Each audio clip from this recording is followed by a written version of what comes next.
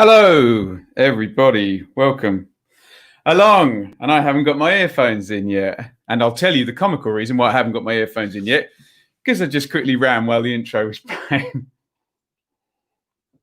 to get a drink. But we all need a drink sometimes. Welcome, everybody, to the bit out of breath now as well, to the Championship review show, game week number 5. Let me know if you can see me, if you can hear me okay.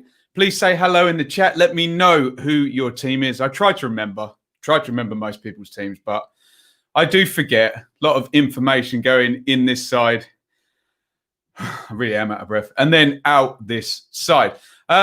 Interesting game week this week. Some sense that things closed up a little bit, if you know what I mean. Not too many goals. No one stretching away at the top. No one really winning up at the top of the championship. So, yeah, no narrative really continued over with our top teams going away. And we got some first points for some others down at the bottom as well. So we will go through, as ever, game by game. We'll look at everything and hopefully we'll draw some conclusions and we'll get some input from you guys.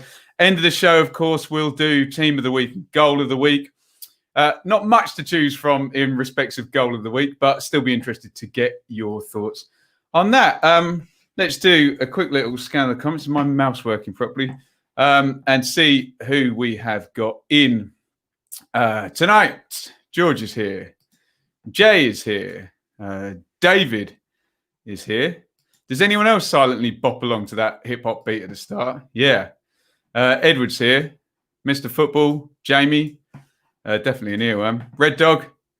What wine are we on? It's still the same Malbec, actually, to be fair. I've got another bottle of it. Tom is here. Edward. Sloth is here. Jamie. David. Rick. Milton. Matthew.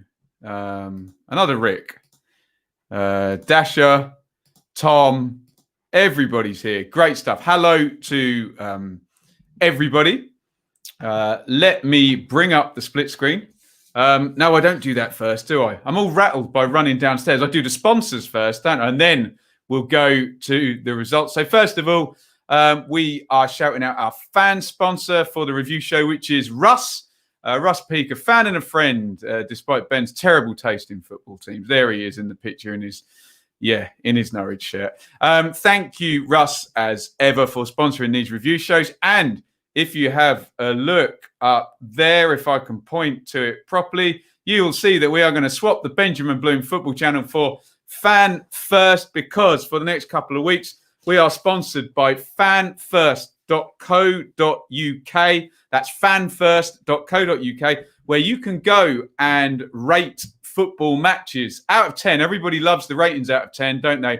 In the newspapers, journalists get asked to do them. I get asked to do them. Well, you can do them yourself now. Great resource there. You can go in, just go and register which team you support, and then go and get rating. You can rate players, managers, teams. You can even rate the VAR in the Premier League. It's going to be a really good resource going forward. I always talk about the tension between the statistics and the eye test, what we see. And Fan First will give us a real good idea on the eye test there. So fanfirst.co.uk. And Matt, who I've spoken to there, would love to see some championship fans in there. That means you lot. So go and register. Righty-hoey. Let's get the split screen up. Everybody drink. I'm going over to the split screen. And we will have a look at our results. Can we see them all? Yes, we can. On Friday, it was Derby 0, Watford 1. 10 games on Saturday. And we did our first Saturday super stream as well. That was great. Brentford 2, Cov 0. Barnsley 2, Bristol City 2. Luton 0, Stoke 2. Birmingham 0, Wednesday 1. Bournemouth 0, Rangers 0. Borough 0, Reading 0. Blackburn 0, Forest 1. Wickham 1, Millwall 2. Rotherham 1, Norwich 2. Swans 1, Huddersfield 2. And then today it was Preston 0, Cardiff 1. That is our results. So where are we going first? Well, we didn't have many winners up in the top 6, as you can see. Bristol City drawing, Reading drawing, Bournemouth drawing, Swansea lost. So Watford were our sole winners really up there. But we will, as ever, follow the rules, as I'm very, very good at, aren't I? And we'll go to Barnsley versus Bristol City first. Am I still on split screen? Yes, I am. It was 2-2. You can see there Hellick with the opener, Hunt, Bakinson for the turnaround, and then 90 plus 12, Corley Woodrow penalty. There are mitigating circumstances in that amount of stoppage time, which we'll talk about in just a second. In terms of the teams, any new deadline day people appearing? Not really. I think Herbie Kane was on the bench. Thomas Callas on the bench for Bristol City, making his way back. We should be able to have a look at the situations for the goals. So Hellick there. Who's the Bristol City 26? Because he's in trouble. Zach Viner loses Hellick from the corner there, who heads in for 1-0. And then this big turnaround the second half. Initially, Wells had got into the box, and then it had all pinballed a little bit. And Chris Martin, you can see number 7 there, had the presence of mind to just stop, lay it off to Jack Hunt. There's a little deflection on it, but Hunt fires it into the net. And then not long after that, the turnaround complete. And there was a huge deflection on this one. You can see Bakinson, edge of the box. Look at the Barnsley keeper. He's looking to his left to get an angle. He's expecting to have to move right, and he gets completely wrong-footed, and it is 2-1. Then we get this last-minute penalty where O'Dowda sort of jumps into Solbauer, and the ref gives a penalty. Solbauer then is concussed. I don't know what the injury update is on him, and he's down for ages. Loads of medical staff stretch, really carefully put on the stretcher. So we hope he's okay. His back or neck or anything like that, always worrying. But Woodrow, in the end, steps up. Look at that ball up in the top corner there, and it was 2-2. Let's see what the numbers say, and then we'll see what you've got to say about this one. 51% possession there, Barnsley, 17 shots to 13, but 9 on target for Bristol City to 5. 6 corners also, Bristol City to 4. Big chances, quite a few of them. We possibly could have more goals in this game. Look at that, in fact, for Bristol City. 3 big chances, all missed as well. 2 big chances for Barnsley, and they didn't miss either of them. So a little bit of a sense. I always say big chances are revealing. They're not the tell-all, but a little bit of a sense that Barnsley took their 2 big chances. And if Bristol City had, they would have extended to a 5th win in a row, wouldn't they? And been flying out to win. George says, good second half performance for City. Deserved the win. And that penalty was a foul, but wasn't in the box. I'm still fuming. Well, it's still been a brilliant start for Bristol City, hasn't it? Tom says, trust wasn't even in the box. I'm not going to get into refereeing decisions, but we'll be here all day, won't we? Did you see the Bristol City players trying to scuff the penalty spot up? Love it. Love it. A good old bit of S-housery. There we go. So 2-2 between, I think that's like 4 in a row or something between those 2 teams. Certainly I was at 1 last season, a 2-2 draw. One of the fans that follows the channel was telling me that this was the case in this one. Right, moving on. We've got a couple of 0-0 draws, so we've not got any goals to look at, but both Reading and Bournemouth are going to draw 0-0 this game week. So first, we will go and check out Reading, who drew... Reading's goal difference is brilliant. 4-7 against 1. Love it. Reading went and drew up at Borough against Warnock's Borough. There, Lucas Shaw back up top. Nothing doing there. But Reading keep the trainer rolling. Get your thoughts in the comments. 63% on the possession for Reading, but 10 shots to 8. Remember, Warnock does not need possession to win a game. He doesn't even need possession to win a promotion. Let's just say, Mr. Warnock, the master of winning without having much of the ball. 3 corners to 2. Where's my big chances? None. Tight old game. 0-0 draw in this one. Looks like, a pretty reasonable, fair result there. Looking at the numbers, I didn't watch the game, obviously. And for those people who, I had a ridiculous comment the other day. Someone saying, "Oh, how can you talk about a game you didn't watch?" It's like I follow 30 teams this season. Imagine had to watch. Imagine that on Match of the Day where they'd have to bring out a new player for a new pundit for every single game because you can't watch more than one and get it turned around. Anyway, Reading get the draw there. Borough, I think they've drawn like 4 in a row now, haven't they? But clean sheet in there as well. Mr. E says, dire game at the Riverside. Not good. James says, always a good away point at Borough, especially when you're against Warnock, isn't it?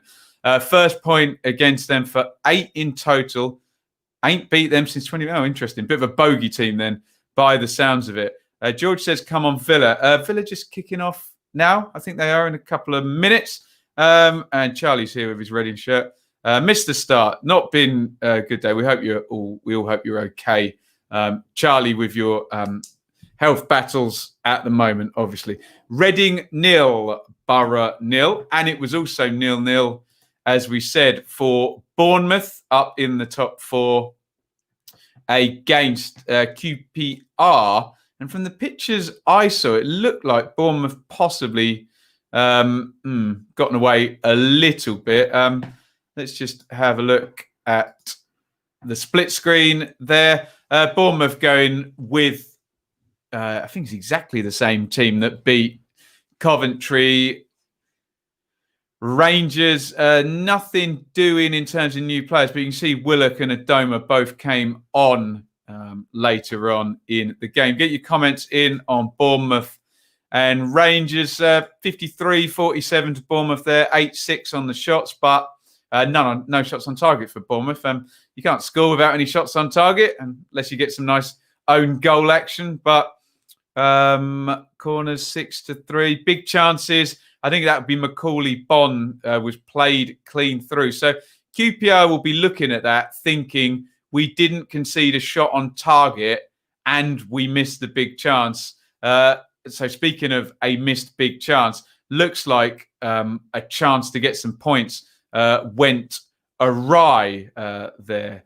Aquatic says, no standout team this season. We're not seeing one yet, but remember, we don't often see one for a while, do we? Sometimes people don't make themselves known that they're going to have an outstanding season. They haven't even started doing it at this point, have they? But sometimes we know, don't we? We know already when there's a Newcastle or a Brighton or a Wolves or something already flying out of the blocks. To be fair, QPR, decent point away from home. Yeah, I mean, big picture, I agree, Charlie. Decent point away from home. Just looking at those numbers, though, looks like they could have snuck that one, couldn't they? David agrees with, I think, with no standout team. If there is, they haven't revealed themselves just yet, have they? So moving on. And speaking of standout, I thought Swansea had a bit of a, despite losing Joe Rodden to Spurs, I think they seem to have some really good business going in on deadline day. And then, of course, what happens? They're going to lose the next game at home to Huddersfield as well. So great result for the Terriers there. Toffolo puts them 1-0 up. We'll have a look at the goals in a second. AU Penn. And then Karoma with the winner. Swansea without Rodden, deploying Norton as a centre-back. Remember, they now have Ryan Manning, also Casey Palmer, Ryan Bennett, and a lad from Manchester City, Lati Bodie A or something like that, has come in. So Huddersfield, well, they look fairly settled. They've got really light up front now. Look, Karoma and Benza are both wingers. We've had this at Swansea. You can see they've got Gyökeres in up top. Now, let's just have a look at the goal situations in this one. And here's the opener. And I've managed to pause that on Harry Toffolo, literally trying to get out of the way of Juninho Bakuna's shot there. It's going to flip off his ankle and deflect into the goal. Only he knows whether he meant that or not, but Toffolo gets the goal nonetheless. No one will care. Interesting penalty. Ayew obviously falls over and sticks in the corner, but interesting one there because Hamer makes the foul on Lowe. I think Lowe goes in and the ball goes over. Always an interesting grey area that. So the ball is hit up and over the goal, but then Hamer catches Lowe, and then there's the two arguments. The one, oh, look where the ball's gone. But then the other argument is if Hamer doesn't foul him, where does the ball go? So does the foul exacerbate the ball going over the bar? Interesting one to debate. We're not going to do it right now, thankfully, because the penalty was given and in it went. And here is the winner. Nice goal, this actually. Karoma in off the left. He's made some space. And that is going right to Woodman's right in the Swansea goal, right in the corner. And I will always own up and apologise. I was a bit tough on Karoma and his end product. If you remember the watch-along Huddersfield playing Forest, definite clinical end product there from Karoma. So really good result that for Huddersfield to go away to Swansea. And some whoever made the comment about no outstanding teams, well, Swansea, you're starting to think, okay, that recruitment looks nice. Can they now go away? No, lose the first game. Jay says, winning games late again. I know. Well, we'll come to Norwich in a few minutes there. Are you surprised Wilson went to Cardiff and not Premier League? So a little bit, yeah, I am. But we saw it with Tammy Abraham, didn't he? Did a season in the Premier League and then back down to the Championship. Huddersfield get result of the week. Yeah, have a think ahead. Your team of the week, it might be Huddersfield. Lati Boudier. Did I get it right? I think it was close. Paul is talking about the penalty in the Bristol City game. It was not a penalty for Barnsley in the Bristol City game. It was outside the box and Barnsley player jumped into the area. We had some comments on that already, didn't we? Oliver's here. Well, congratulations, Oliver. He's a fairly self-aware Huddersfield fan. So great win. Love what Carlos is trying to do. Last time Huddersfield were in the top half of any league table was 10,994. Wow, 10,094 days ago. No one can call me a glory sport. Congratulations, Oliver. Russ is here, sponsor of the show. Karoma has scored 4 in total now, all in Wales. Great stat. 3 against Newport. Love that. Great stat there. Toffolo didn't really get a good run at the Den, doing well now. Yeah, thanks to the Cowleys, really. Hate to keep you up forever. Jamie says, Terriers, #Valego. Nice.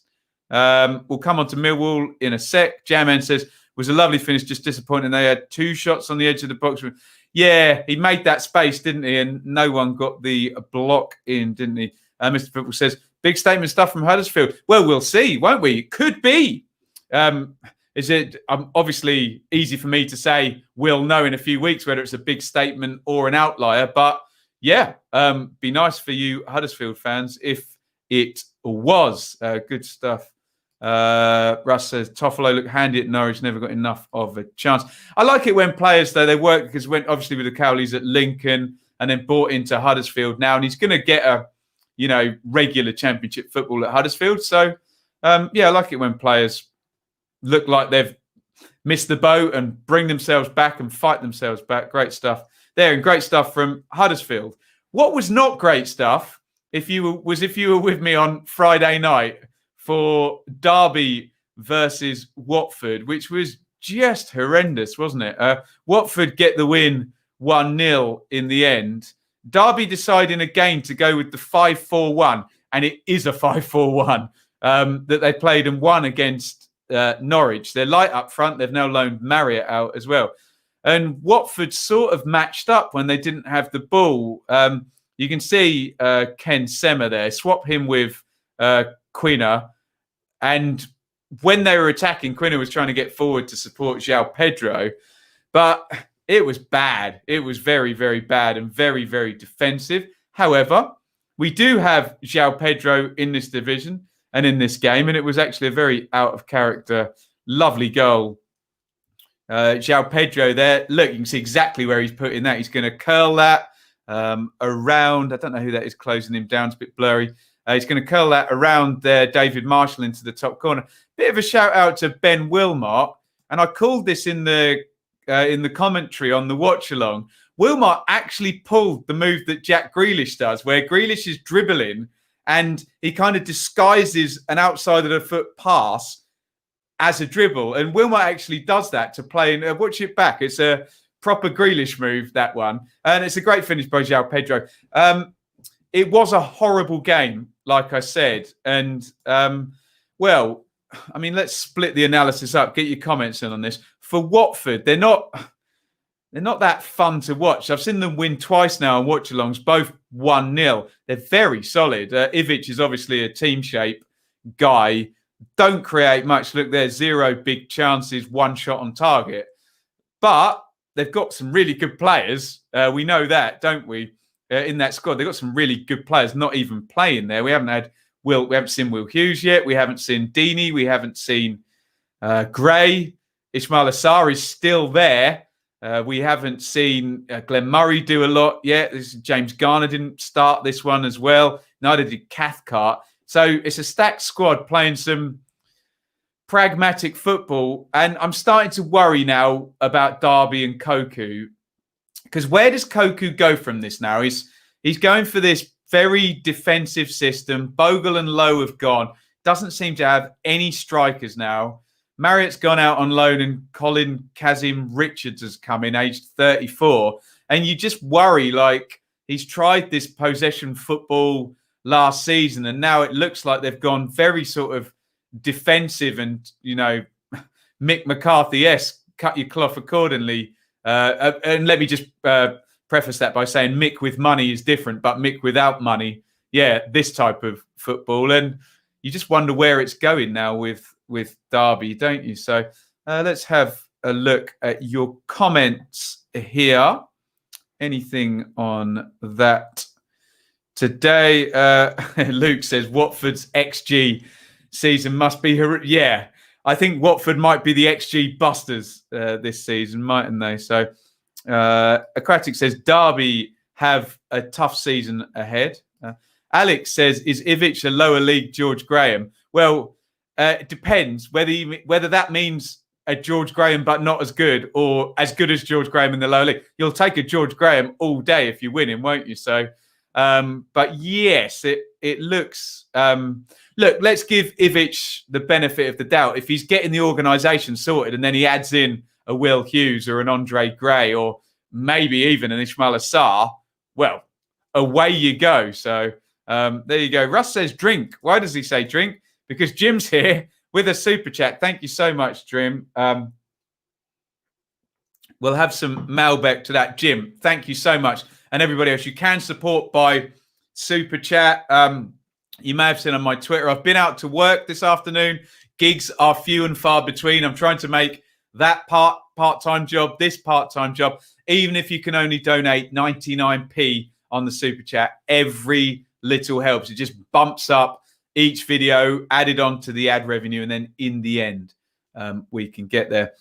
Dave says, Waghorn up front. That's a good point, actually, Dave. And obviously, I'm a huge Waghorn fan. Anyone who watches the channel knows about that.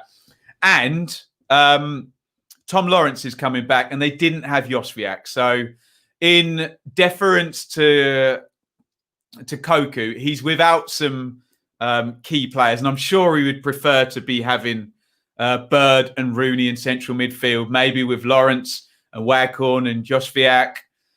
So maybe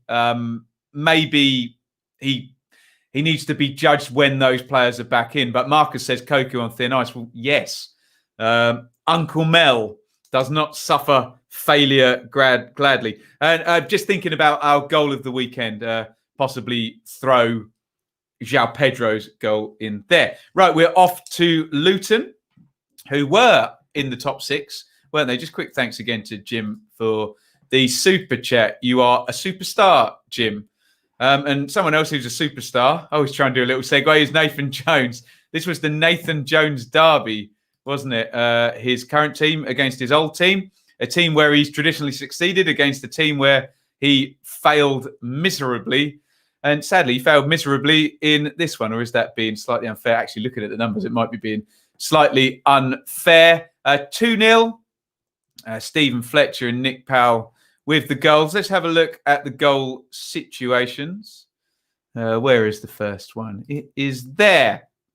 And if you give Stephen Fletcher a header on the back post, less than 6 yards out, he will bury it. He has proven that over his career, and he duly did. Theirs is just after half time.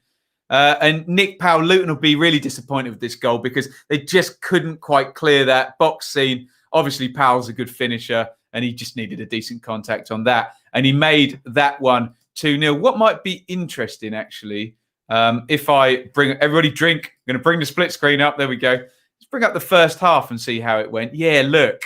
So Luton well on top in that first half in terms of 7 shots to 2.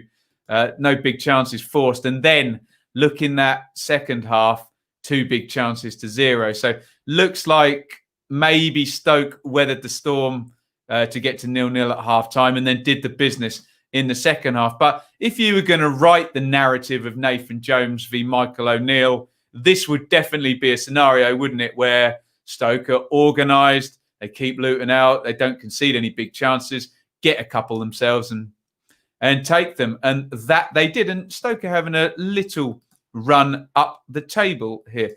Alex, you legend. £2.79 super chat. Thank you so much. I will drink to that. Thank you, sir. Very, very kind. Dasher says, pretty even game. Stoke more clinical.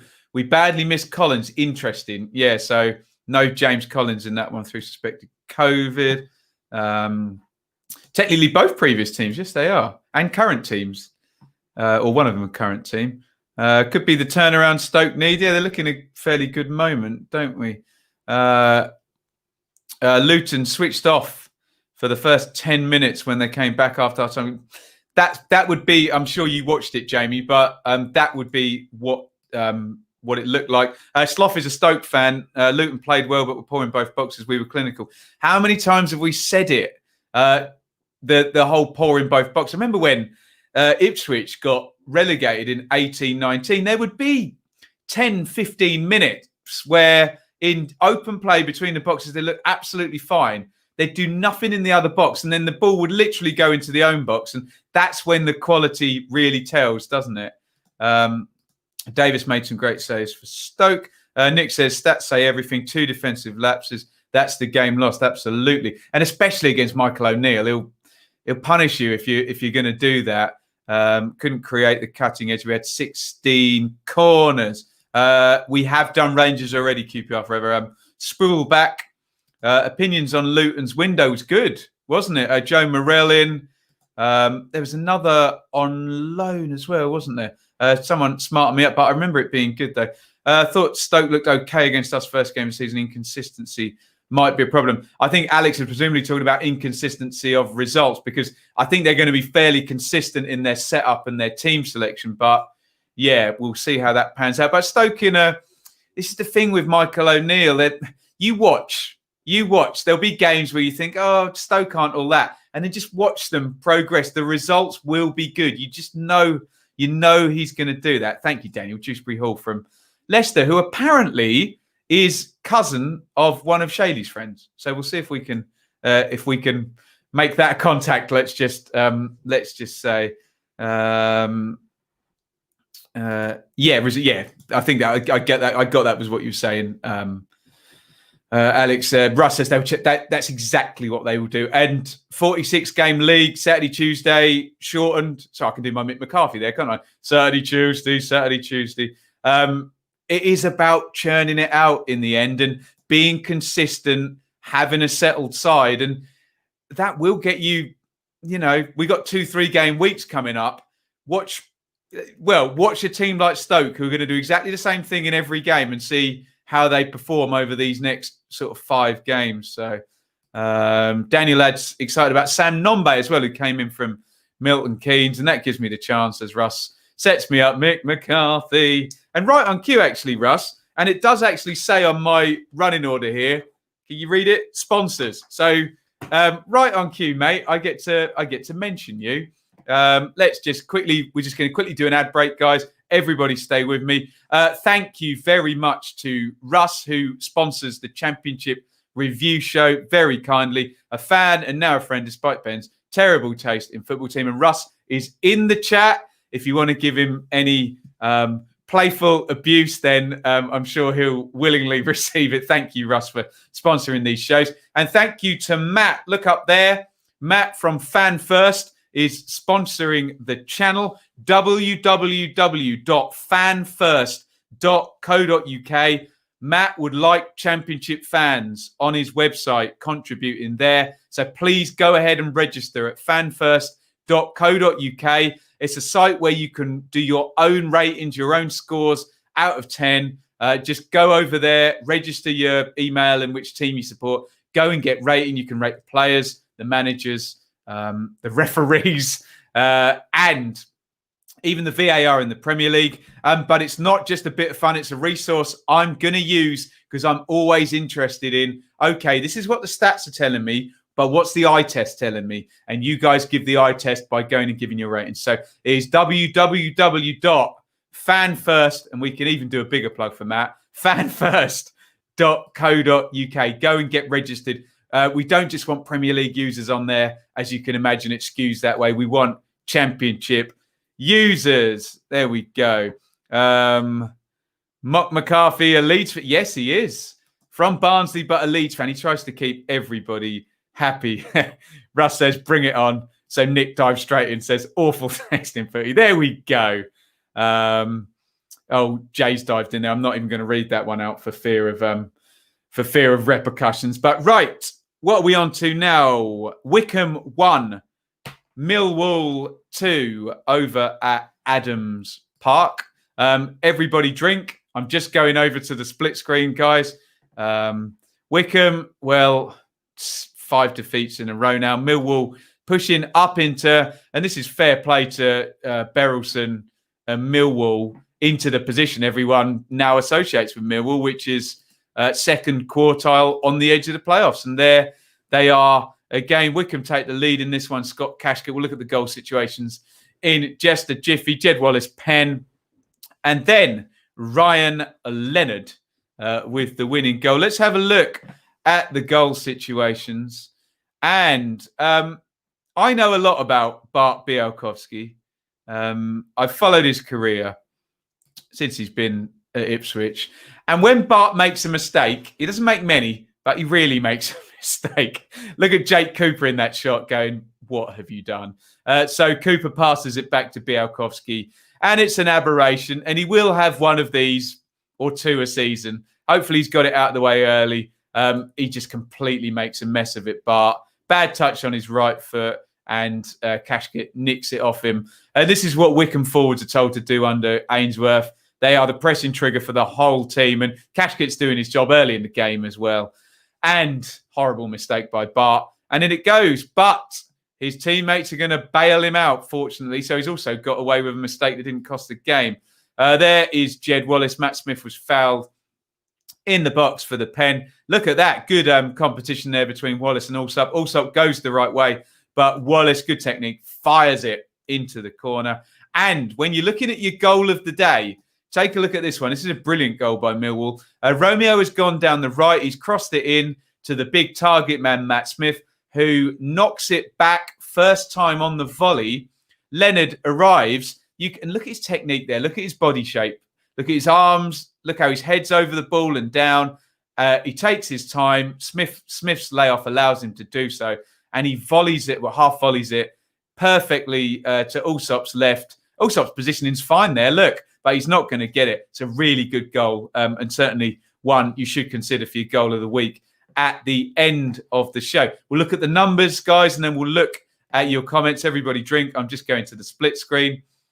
And again, Wycombe, how competitive were they? It's a big mistake. Oh, I should mention there was a disallowed goal where I can't remember who it was. He's pulling on Bart's goalie glove. and Joe Jacobson's corner goes straight in. That one gets disallowed. Interesting moment there. But look, 18 shots Wycombe conceded again to 9. 6 shots to 3 on target.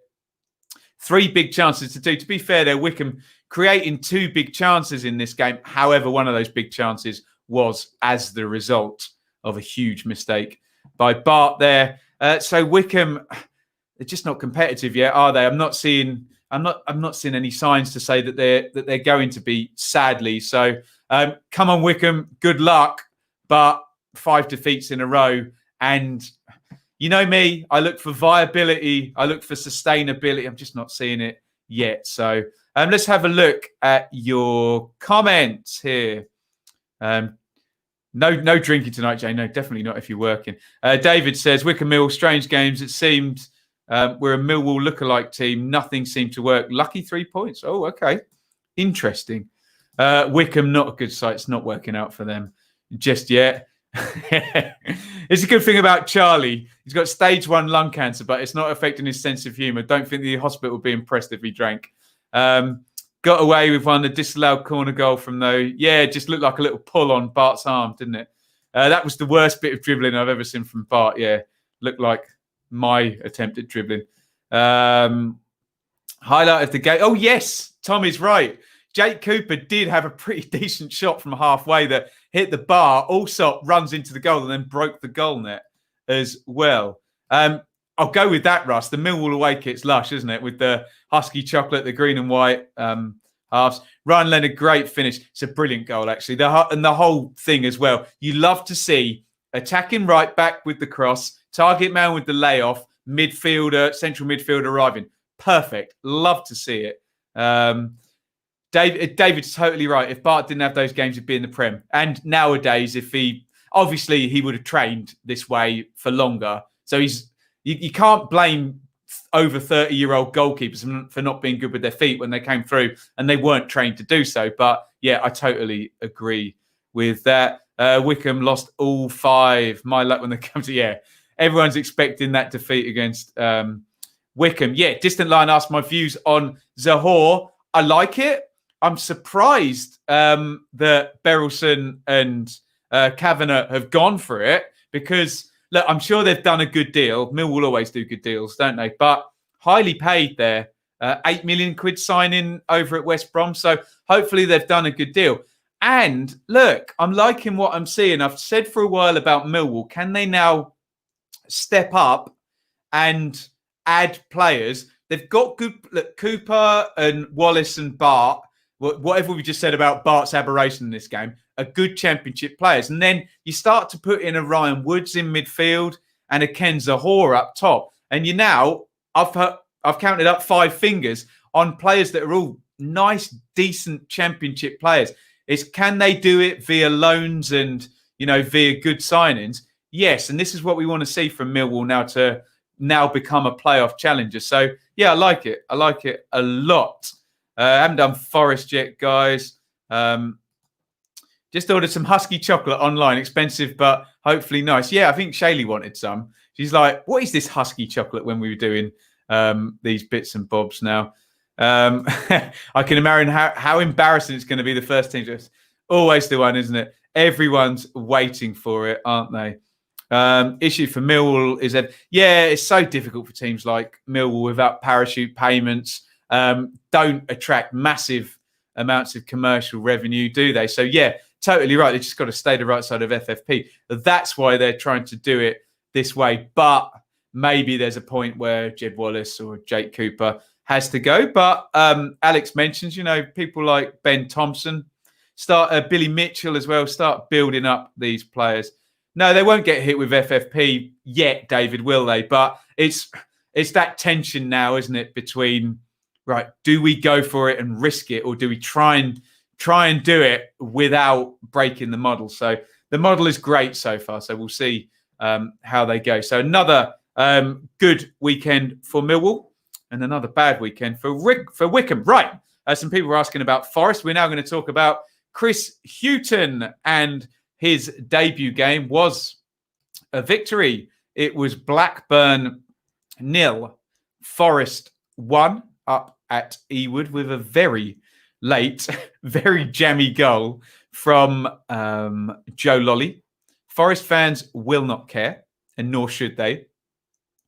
And let's have a look at what we will particularly have a look at what Houghton did as well. So a 4-2-3-1, and he straight away took Loic so out. He went for experience and put Figueiredo back in, and Krissy obviously has got promotion here. Coyle back, Yates, and then Joe Lolly back in. Don't know what had gone on with him and Lamucci, with Grabban and Freeman. So he's now just got to organise this crazy squad that Forest have got now, but it's Chris Hughton. And I've said many times in the last couple of weeks, Chris Hughton has proved in the Championship, if you give him the conditions to succeed, he will do well. So if Chris Hughton is still as good as he was at Brighton, at Birmingham, and at Newcastle in the Championship, he'll do well. So is he still as good? We'll find out. Can Marianakis not fire him if they've not got promoted within a year and give him 2 years and give him a decent squad? He's got a decent squad. So let's see. Let's just have a look at the goal situation. And then we'll have a look at the numbers. And God, I'm just looking at loads of pictures of goals. We've done Luton. Sorry, I'm going to find it, guys. Oh, God, where is it? There it is. That's Blackburn Stadium, isn't it? There we go. And look, I've got to criticise. I don't know who it is closing Lolly down. It's in the last minute of the game.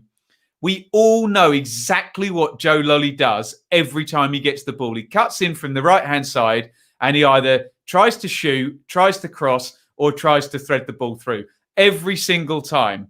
And this is the benefit of doing it. It takes a huge deflection, wrong foots the keeper and goes in. I just feel in stoppage time, you can take the tactical foul, can't you? Just, you know what he's going to do. Get tight. Don't let the shot come in. And that defender is too far away. And of course, Lolly's done it so often during his career. And it works. He's a technically very good player with a very good shot with the left foot. But you know what the challenge is when you're playing against Joe Lolly, and they did not meet it there at the end of the game. Blackburn just switched off a little bit there. Let's have a look at the numbers, and then we will have a look at your comments. Everybody drink. I'm just going to the split screen. So Houghton gets the 3 points with 39% possession, but look at the big chances and look at the shots. And this is why we have to look at possession in context. What is the point having 61% possession if you're going to create 0 big chances to 2 and 6 shots to 16 and 2 shots on target to 4? So this is why we always have to look at stats in context. So, and look at that as well. Hit the woodwork twice, did Forest. So although it was, and I've just said look at stats in context, but I'm going to look at big picture now out of context. If you do look at it out of context, those stats give me a Forest win. It hit woodwork twice, 2 big chances to 0. But the context tells us it was a deflected last-minute goal when someone should have been closing Lolly down. So, look, Chris Hughton does what Chris Hughton does. He's in. He's got 3 points. He's got a clean sheet. He'll get them organised. Let's see, A, if Marianakis gives him stable conditions to work in, and B, if he's as good as he was at Brighton. I maintain if those 2 things happen, keep an eye on Forest now. He's got 42 games. Have they left it too late this season with the 4 defeats? Who knows? We've had comments earlier in the stream telling me there's no outstanding team. Well, you now have a manager who, whatever you think of him at Premier League level, and I know Norwich fans and Newcastle fans will maybe disagree at that level, at Championship level, Chris Hughton, again, I'm repeating myself, with a stable situation and a good squad, is an extremely good manager statistically. So let's have a look at your comments on Forest's opening win there over at Blackburn. Owen says, Sir Joe Lolly, what a game. Love it. Nat, we'll talk about Wednesday in a minute, Jim and Nat. Alex says, tempted to lump on Forest given the squad and now the manager. Can Marianakis now just say, right, I'm giving him 18 months, 2 years. I'm not going to fire him. I just don't know whether he can do it. There we go. Aquatic says 21 Grzycki. Was it really? Is that what happened? Wow, I hadn't heard about that. I'll do a bit of reading on that. Where are we looking here? Amiobi had a great effort that hit the post. Indeed. Houghton, great at this level. With those situations, yes, he is. Look at how easily Newcastle got up. Birmingham under, what was the guy's name at Birmingham? Carson Young, and he had them in the playoffs. And he got Brighton up. Okay, Brighton had Tony Bloom and spent money, didn't they? But he's good. He is good. We will take that goal. Come on, you Reza. Of course you will. Everyone loves a last-minute deflected goal when it flies in the net for their team, don't they? Loved how happy the players looked after the goal, says Jake.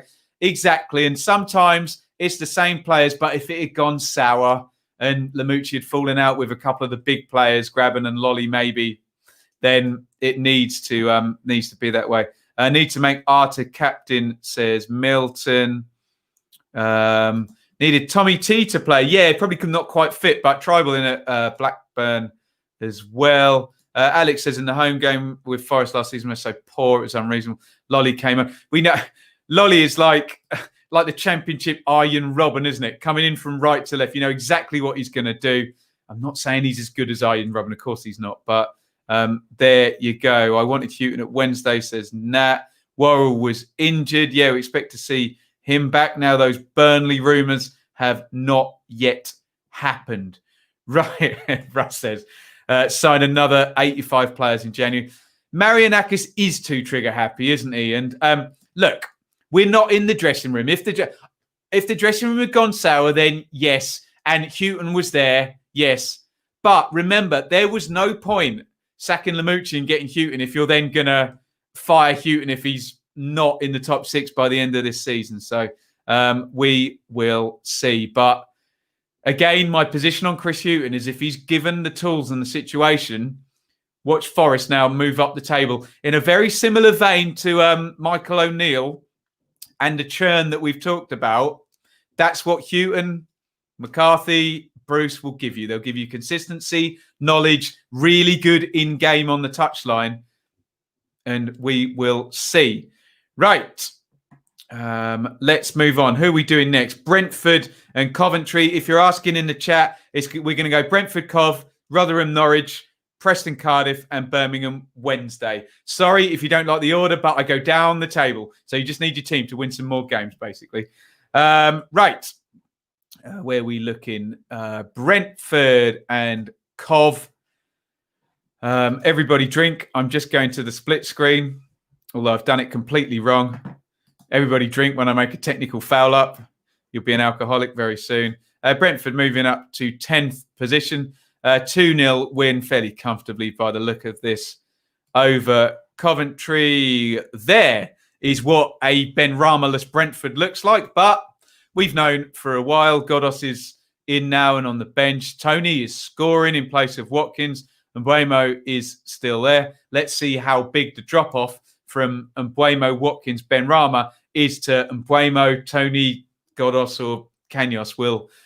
We will see. Right. Let's have a look at the goal states. And again, I'm scrolling down, but I can always recognise Brentford by those funny coloured seats. Look in the corner of your picture. Brian Mbuemo has just curled that in. And Ivan Toney doing what you need to do as a Brentford striker. Play the whip for the goal, score the big chances.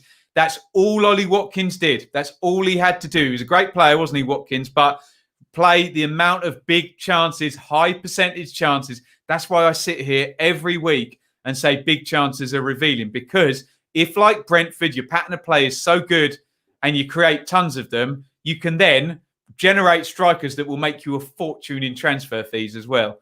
And Tony, go figure, width of the penalty box. I think, was it Jensen who curled that cross in, who's down the other side of the picture? In it goes. Tony is doing the job that Brentford is set up for a decent penalty box striker to do. It's all about the system. It's all about players that fit into the system. And Tony's doing really well now. I thought they'd bring in another one, but they're high enough on Marcus Force Sorry, I'm just getting some issues with my audio. Let me know if it still sounds okay. They're high enough on Marcus Force, the substitute, to work with those two centre forwards, with then Goddison and Buemo and Kanyos working the wide positions. So Fosu as well, they've got up there as well. So Coventry, a couple of defeats on the bounce now. We'll keep an eye on that. We think Coventry should probably be good enough against the bottom quartile and the bottom 8 to have a good season, I think. Let's have a look at the numbers and then we'll have a look at your comments. Typical Brentford, really. This is what I call a sustainable victory. So bear that in mind when we talk about Norwich in a minute. 55 on the possession, 17 shots to 10, 5 on target each. And then look at the chance quality here. 3 big chances to 1, outpassing them. That is a nice, straightforward one for us all to analyse. Looks like Brentford were the better side. They had more of the ball, more shots, more big chances, and they won the game by 2-0 whilst keeping a clean sheet. Easy peasy for us to look at here. I'm having a bit of issues with the comments here. Let me just go out of that screen. They are not refreshing. There we go. Sorry about that, guys. Technical hitch. Right, let's get your comments on that one. Ben, saving the best for last. I'm literally saving the worst to last in case the lowest ranked team, Jim, but I know what you mean. You're missing Leeds yet? Terribly. Right, where are we? Brilliant result for Brentford. Tony, confidence clear to see now. Agreed on both there. Ivan Toleg, absolutely. It's Mark Condes. Thank you, Chris. Great cross. Whoever put it in there. Brilliant stuff. And remember, Brentford going to have to be surviving in central midfield now without Christian Norgard. But I'm interested to see Janelt, the new guy, another Brentford signing. What's the deal with those seats at Brentford? I don't know. I wouldn't worry too much about them. Tony to score over 25. That would match Watkins. He's on target for it, Chris. He's on target at the moment. So Tony was gutted about his Wolves move fail in 2014. Iain, I think you're just about there in time for us to talk about Rotherham because they are the next game. It was Rotherham 1, Norwich 2 over at the New York Stadium in a game that even the most biased Norwich fan would not describe as a sustainable win for what's going to be happening going forward for the Canaries. Deadline day was fairly kind to Norwich. Big names have stayed, and you can see Buendia in the team there. So that's good. It's now Norwich just need to settle everything down, don't they, and get things going. No Zimmerman in defence there. Remember, Ernel Hernandez is now hurt as well. So Dowell, Hernandez, both injured as well as Zimmerman. But still, look at the team they can still put out there. Rotherham, any new players in there? No, but they did bring in, oh God, who was the winger that Rotherham brought in whose name I now can't remember? Joseph Soon. Well, we'll talk about him in just a second. Let's have a look at the key moments in this game. Well, I suppose I can criticise Tim Krul in the fact that I'm about to praise him. Krul trying a dinky 2020 ball out to the wing, but Rotherham got their press right. And it ends up with Ladapo, who gives them the lead early on in this. And then the dictionary definition of a big chance is one of these. A free shot with no players in between you and the goal with a dead ball against the keeper. And Krill's good on penalties, isn't he? But Ladapo has got to put that further into the corner. Could and should have been 2-0 to Rotherham at that point.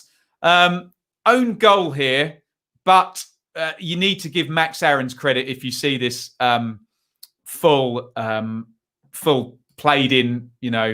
played out in full speed, because Aaron's is clearly too good for the Championship, isn't he? He's down the right-hand side. Brilliant cross.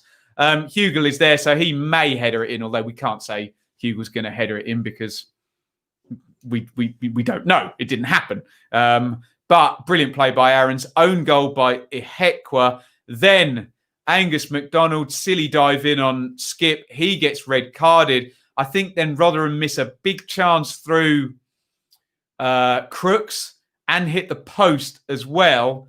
And then stupid tackle by Josephson. And it is a 95th minute penalty. Poor old Rotherham. It's been like late goals in all of their last 3 or 4 games. And Iain, who's often in the chat here, said they literally, in the games against Millwall, or the last few games, they've barely conceded a goal from open play that hasn't been an own goal. So it's either been own goals or penalties that they've conceded. So let's have a look at the numbers. This might be exactly what Norwich needed, as in just a victory by the skin of your teeth, however you can do it, and then things clicked. But unfortunately for Norwich fans, the numbers and the game state, we can't use this as a viable victory, not with a missed penalty, 4 big chances conceded, and a red card for the opponents. A win is a win is a win. But if you're a Norwich fan, all you want to see now is a victory like that Brentford one, where all the numbers play to your favour. It's really straightforward. You win 2-0 and you can say, right, here we go. We're now going to win some games. So maybe this is what it needs, but there's no science behind. You know me, I look for evidence of what's about to happen. And I'm still not seeing it from Norwich. Not to say that it won't now click. And I mean, look at the quality of that first 11. And I mean, for goodness sake, Kenny McLean, Mario Vrancic, Alex Tettey and Timu Pukki on the bench. So there's nothing to say that, right, they've got a victory, transfer window's closed, get Buendia's head right, get Cantwell's head right, get Pukki's confidence back. You know, I had them to win the league, for goodness sake. There's nothing to say that won't happen. But even the most hardened, biased Norwich fan would admit there is no evidence yet that is going to happen. So unlucky Rotherham. Good luck to Norwich. 95th minute win against 10 with a penalty. You can see there the one big thing that I should read out, big chances are revealing.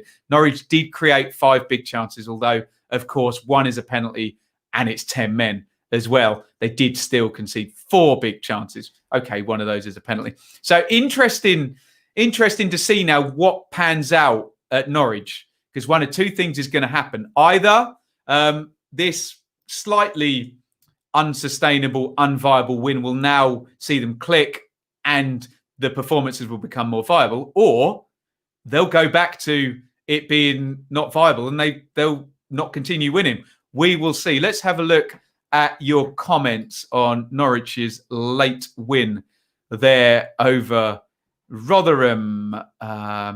Russ says, we won a game. Miracles do happen. Yeah, Rotherham need games. Poor old Rotherham and these late goals. I just don't want to see a situation where a brilliantly run club like Rotherham go down by 2 points and everyone winds back to this start of the season where they're dropping points in the last minute. So frustrating for Rotherham, isn't it? The clear chances we missed bordered on the criminal. There you go. Max Aarons thought he would be playing in Barca at the start of the week, ended up in Rotherham. Look, Aarons is the example that Daniel Farker loves at Norwich because he's just got his head down and kept playing. And he's obviously called out Cantwell and Buendia for not doing that. So, look, he's a brilliant player, Aarons.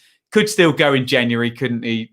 We'll see what happens there. But he's going to have a great career, whatever happens to him this season. So that ball to Aarons fails too often to be used as it is cruel.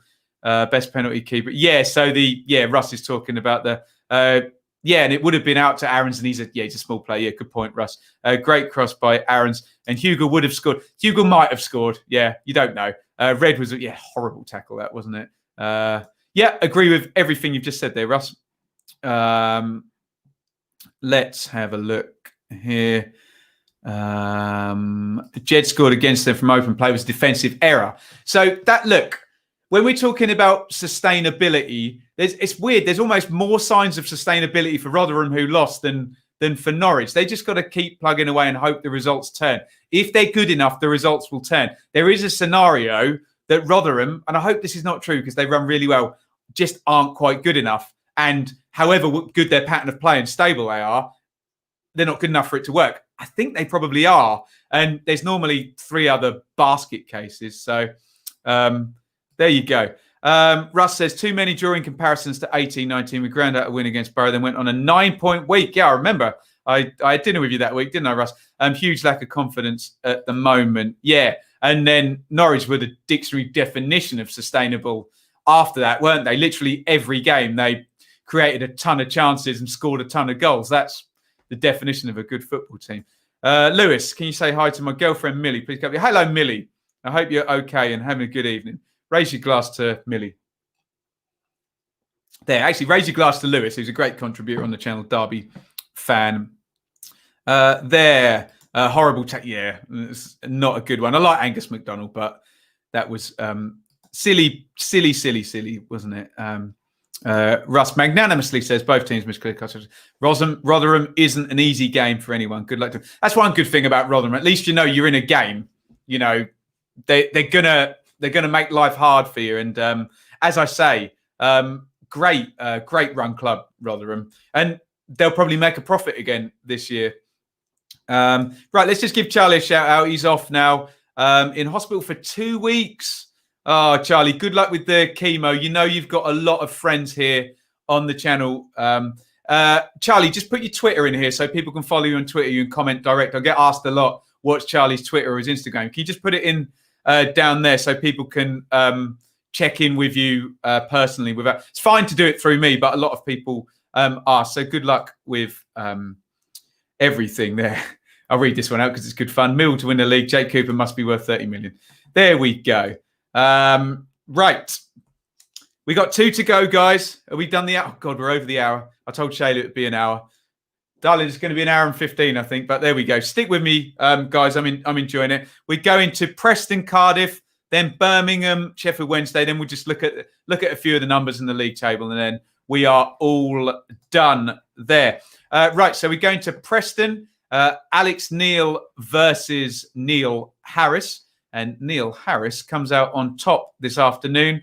A 1-0 win for Cardiff. Everybody drink. Let me go to the split screen. It was Ojo with the goal. What is Ojo's first name? I always pronounce it wrong. Let's give him some respect. Shayi Ojo. Shayi. Remember it, like Shayley. Shayi. There we go. And a 1-0 victory. Let's look at the goals. We'll look at the numbers, and then we'll look at your comments on Cardiff there. Cardiff really now, and I can see a clear tactic. You know me, I like clear evidence. Really stacking up on short-term liabilities, loan players. They're spending the parachute money in that way. We've seen a lot of sensible clubs run in terms of a couple of the lead signings and the Fulham loan to buys last season.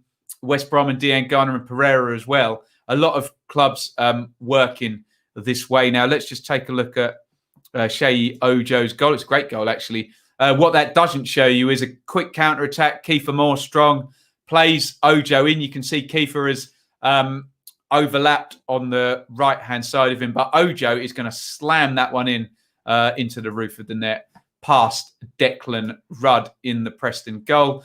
Let's have a look at the numbers. I think we all know what to expect with Neil Harris. And, of course, less possession. But 10 shots to 7 in Cardiff's favour. 2 counters and obviously scored from them. No big chances. Interesting. Sofa score not classing that Ojo one. I guess it's the angle and the player in his way. Not classing that as a big chance. Cardiff, they'll plug away. They'll be consistent. They'll be there and thereabouts. I don't know whether they're going to blow anyone away, but they've got some really good players and they'll be hard to beat. Where are we looking here? Doesn't look like anyone cares about Preston and Cardiff, so we will move on to Birmingham and Sheffield Wednesday. It was Birmingham 0, Wednesday 1. This is our last one, and then we will do our team of the week, goal of the week. Quick reminder, help a brother out. You can contribute via Super Chat. Thank you to Alex and Jim, who have so far, even if it's 99p, every little helps. Help me make this my living. If you enjoy the content and you want it to get better and better. Where did I say I was going, guys? Birmingham and Wednesday. And Wednesday, God, look at that. 8 points from 5 games. Keep that up through the season. They are staying up big style, aren't they? I'll do a little bit of maths on that in a second, actually. Everybody drink. Let's bring up the split screen. Get your comments in on this one. It was Birmingham 0, Sheffield Wednesday 1. We had lots of jokes about Karanka versus Monk. But look there, guys. 5 big chances in the game. So, hey, could have been better. Could have been worse, I mean. Let's have a look at the goal. I know some of my Birmingham friends in the chat are not happy with this, but it was a classic Callum Patterson. That's what he's been bought for. He buys the penalty, doesn't he? He knows the tackle's coming. He suckers Clayton in. Of course, it's he's worked the referee and he's worked the situation, but Clayton should know better. And Barry Bannon, look at that. Right in the corner in the side netting. What you'd expect from a player of Barry Bannon's technical prowess there. Let's have a look at the numbers. As I said already, get your comments in on this one. 41% possession for Wednesday. 14 shots, though. Decent that. Only 3 on target. Birmingham, only 2 shots on target. Did create 3 big chances, though. No Jutkovic there. So maybe finishing an issue for Blues there. But Monk going back to Birmingham does the business. You can see there Jack Marriott making his debut there. And Wednesday making a pretty good go of this minus 12 points. We'll have a look at the table in just a jiffy. But 8 points from the first 5. That's 1.6, isn't it? In fact, I can do my maths real quick. Let's just do this. Have I done that right? 8 divided by 5, 1.6 times 46 would be 73 minus 12, 61. So Wednesday are in good form and they are well on target. Look, it's going to be hard to keep up 1.6. Or is it? I don't know. Is it? 1.6, you'd be on the edge of the playoffs with 71, wouldn't you? Maybe not in the playoffs, but maybe on a low tide season, you might be in the playoffs with 71. But great start by Wednesday. Don't look at that -4 and think they're mugs. 1.6 we know is decent, isn't it? A defining season for Sunil. Yeah, I think so, David. I agree. And you get the idea with Harris as well. Parachute team championship. Is a chance as good as this going to come along again? Nat says, great result. Absolutely. 5 big chances and I predicted 5 goals. Soft pen. Yeah, it was, wasn't it? But like I said, that's what Patterson is very good at, backing in, winning headers, drawing fouls. That's what he does. And he did it. Not sure about Friend at centre-back. Well, they've just signed Jake Clark-Salter, haven't they? So pretty good. Aidan Flint didn't. Yeah, we were having fun. SofaScore had Aidan Flint playing number 10. Can you think of a less number 10 player than Aidan Flint? My God.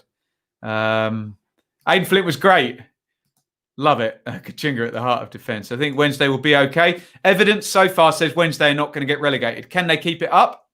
Let's see. Reach had a good game, says Nat. Reach really improved.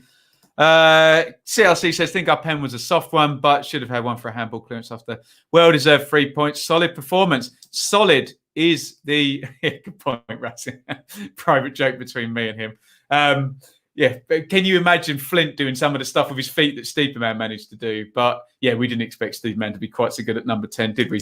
I'm quite high on Wednesday for this first 5 games. Let's see how they go through these 3-game weeks coming up. Right, I'm going to the sponsors. Then we're doing team of the week, goal of the week, and we'll look at a few numbers. So start to think about team of the week and goal of the week. Let me just do my plugs one more time, guys. Bear with me. Thank you, as ever, to Russ, who's still here in the chat. He sponsors all of our championship review shows. A fan and now friend, despite Ben's terrible taste in football teams.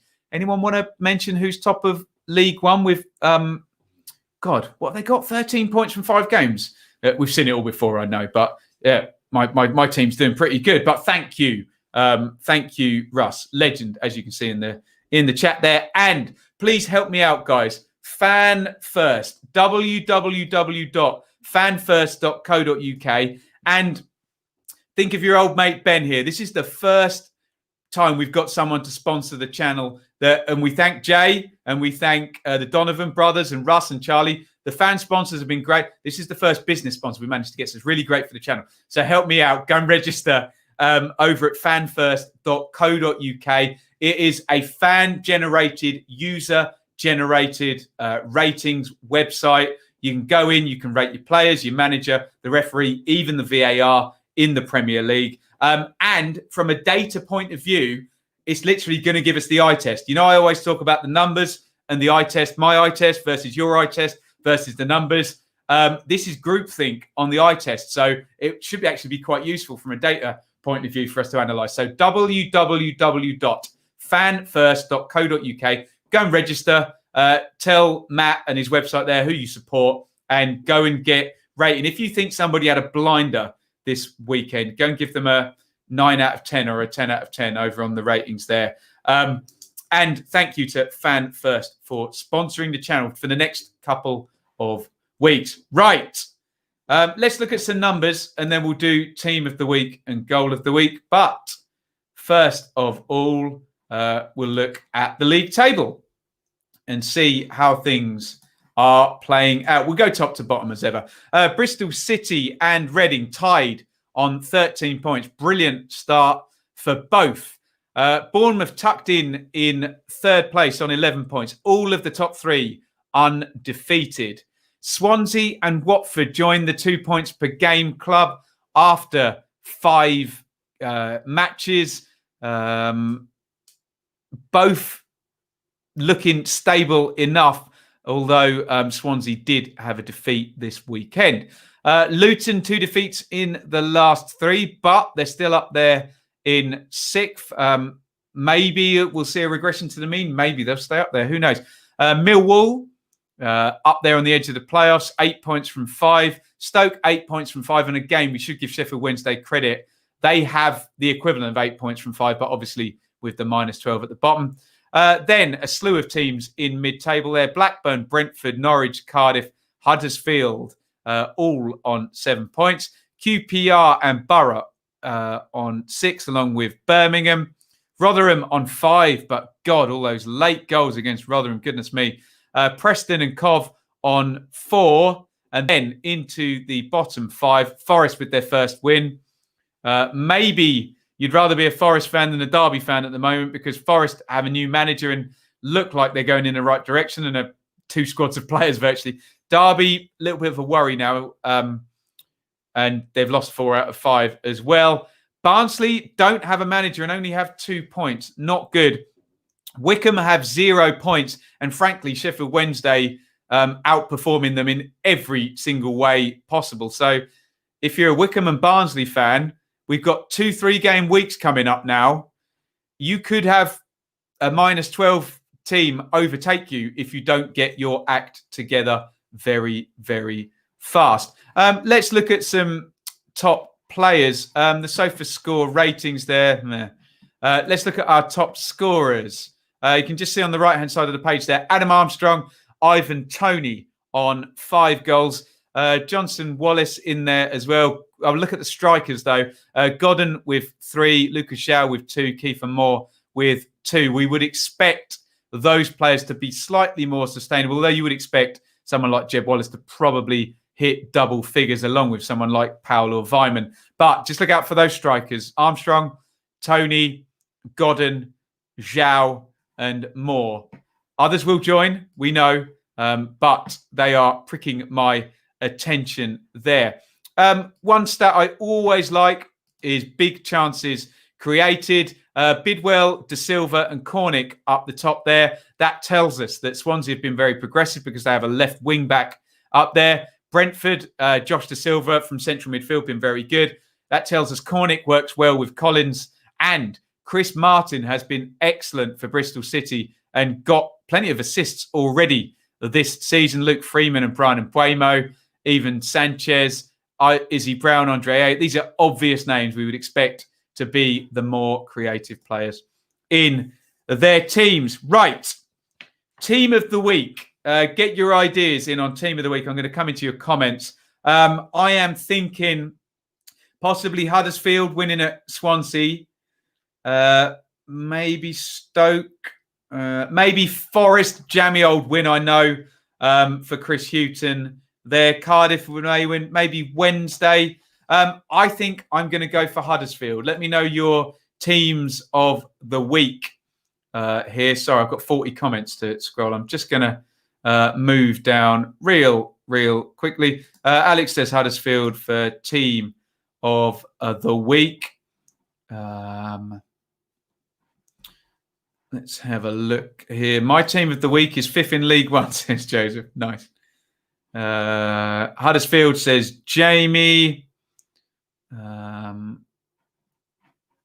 Where are we going? Huddersfield team of the week. Yeah, I think we're all fairly okay with Huddersfield as the team of the week. Goal of the week. Have a think. I've got it down to 3. I've got João Pedro, the curler for Watford, over at Derby. I've got Ryan Leonard, the half volley after the knockdown from Matt Smith for Millwall. And I've got Sheyi Ojo, the dribble and finish for my goal of the week.